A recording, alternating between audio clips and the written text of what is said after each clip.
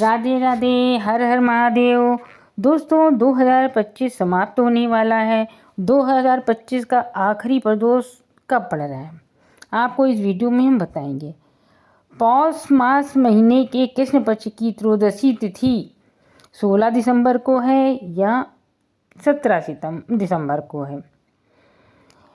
पौष महीने के कृष्ण पक्ष की त्रयोदशी तिथि 16 दिसंबर की रात 11:58 शुरू होगी और 18 दिसंबर को दोपहर 2:33 तक रहेगी। चूँकि बुधवार 17 दिसंबर को पूरे दिन त्रयोदशी रहेगी, इसलिए प्रदोष व्रत का इसी दिन रखा जाएगा। बुधवार होने के कारण इसे बुध प्रदोष व्रत के नाम से जाना जाता है। हिंदू धर्म में प्रदोष व्रत भगवान शिव और माता पार्वती को समर्पित एक महत्वपूर्ण व्रत है। ये हर महीने की त्रयोदशी तिथि को रखा जाता है और प्रदोष काल में शिव पूजा करने से विशेष फल प्राप्त होता है। कहते हैं कि इस व्रत में से सभी मनोकामनाएं पूर्ण होती हैं, पापों का नाश होता है और भगवान शिव का आशीर्वाद मिलता है। 17 दिसंबर को शाम में 5:38 से रात 8:18 तक प्रदोष काल मुहूर्त रहेगा। पूजा इसी मुहूर्त में करना सबसे उत्तम माना जाता है। दोस्तों, यदि मेरे YouTube चैनल पर आप नए हैं तो मेरे चैनल को सब्सक्राइब कीजिए। वीडियो अच्छी लगे तो लाइक शेयर कमेंट कीजिएगा।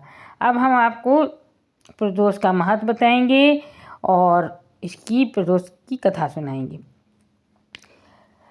प्रदोष व्रत को भगवान शिव की सबसे प्रिय पूजा माना जाता है। शास्त्रों में कहा गया है कि प्रदोष काल में शिव जी पृथ्वी पर भ्रमण करते हैं और भक्तों की पुकार सुनते हैं। इस व्रत से जीवन के सभी कष्ट दूर होते हैं, स्वास्थ्य अच्छा रहता है, धन समृद्धि बढ़ती है और संतान सुख मिलता है। बुध प्रदोष होने से यह व्रत विशेष रूप से कैरियर, बिजनेस और मानसिक शांति के लिए फलदायी है।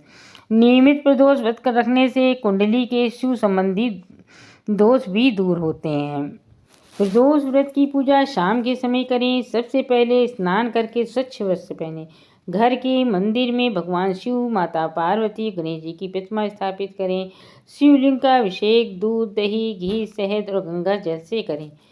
शिव जी को बिल्वपत्र, धतूरा, आक के फूल, सफ़ेद चंदन चढ़ाएं और भोग भी फल फूल भोग भी चढ़ाएं। माता पार्वती को सुहाग सामग्री अर्पित करें। इस दिन शिव पार्वती को खीर और गुड़ का भोग लगाएं। रुद्राक्ष की माला से ओम नमः शिवाय मंत्र का कम से कम 108 बार जाप करें। प्रदोष व्रत कथा पढ़ें। अंत में शिव आरती करें और पूजा में हुई किसी भूल के लिए क्षमा मांगें। चलिए हम आपको अब कथा सुनाते हैं। अभी तक चैनल सब्सक्राइब नहीं किया हो तो चैनल को सब्सक्राइब कर लीजिए। हर हर महादेव। पौराणिक कथा के अनुसार एक पुरुष का नया विवाह हुआ था। विवाह के 2 दिन बाद उसकी पत्नी मायके चली गई। कुछ दिनों के बाद वह पुरुष अपनी पत्नी को वापस लेने के लिए गया। बुधवार को जब वह पत्नी को लेकर लौटने लगा तब ससुराल पक्ष ने उसे रोकने की कोशिश की। कहा विदाई के लिए बुधवार शुभ नहीं होता है, लेकिन वह पुरुष नहीं माना और पत्नी के साथ बैलगाड़ी में चल पड़ा। विवश होकर सास ससुर ने अपने जमाई और पुत्री को भारी वन से विदा किया। मन में बार बार ख्याल आ रहा था कि बुधवार को बेटी नहीं विदा की जाती है। नगर के बाहर पहुंचने पर पत्नी को प्यास लगी। पुरुष लोटा लेकर पानी की तलाश में चल पड़ा। पत्नी एक पेड़ के नीचे बैठ गई।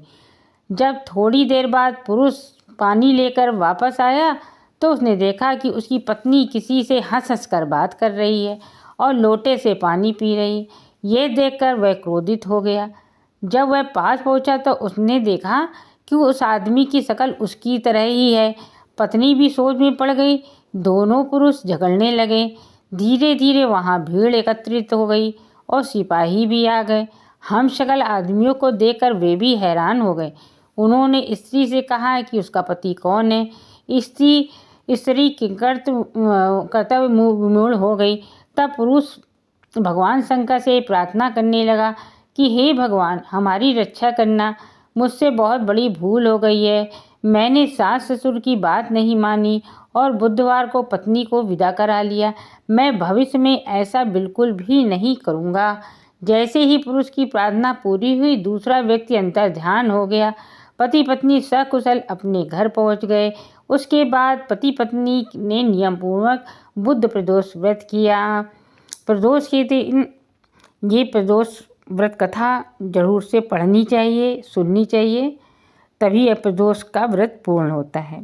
यदि आपके पास प्रदोष की किताब ना हो तो ये कथा जरूर से सुने। वीडियो अच्छी लगी तो लाइक और शेयर और कमेंट में हर हर महादेव जरूर से लिखिएगा। चलिए अगली वीडियो मिलते हैं। हर हर महादेव। राधे राधे।